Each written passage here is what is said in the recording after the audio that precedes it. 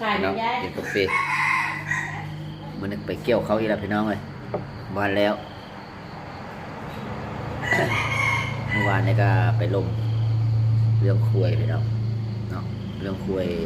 ข้ามมาไปไหนดูด้านปรึกษากันว่าเสียได้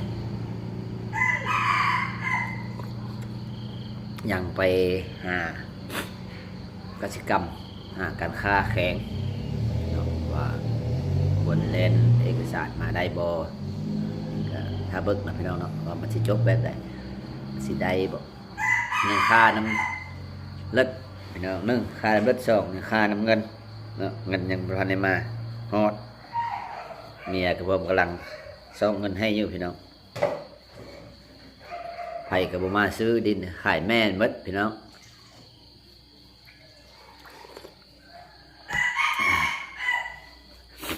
ปลูกดินไผ่จะได้ปลูกยางเรามาพี่น้องมาหาเนาะปั่นปลูกยางให้ปลูกอยากปลูกลาก็ได้อยากซื้อก็ได้มาเลย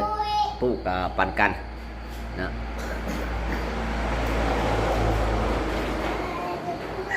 ถ้าผู้ใดอยากปลูกยางผู้ใดอยากซื้อมาเลยพี่น้องทักทายมาหาเนาะ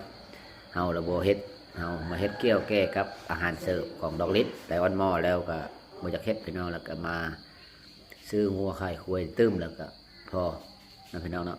ฝากเลยพี่น้องเด้อถ้าว่าใครอยากเฮ็ดใครอยากซื้อก็ทักทายมา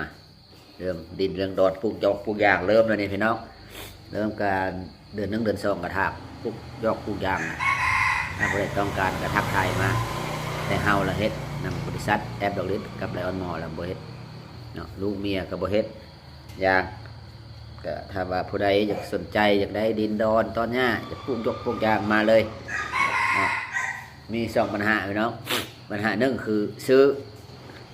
ปัญหาหนึ่งคือปลูกปันกันได้มาเลยมา2อย่างในได้มัด2อย่างเอาบอกปันฟังเท่านั้นพี่น้องถ้าใครอยากปลูกยางก็มาถ้าใครอยากเฮ็ดซื้ออาหารเสริมบำรุงร่างกายกันมาหาพี่น้องทักทายมาคลิปนี้ก็เพียงเท่านี้พี่น้องเบาแต่ว่าคลิปหน้าเจอกันไหมพี่น้องสบายดี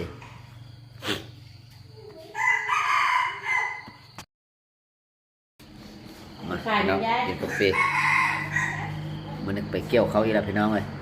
บ้านแล้ว เมื่อวานนี้ก็ไปลง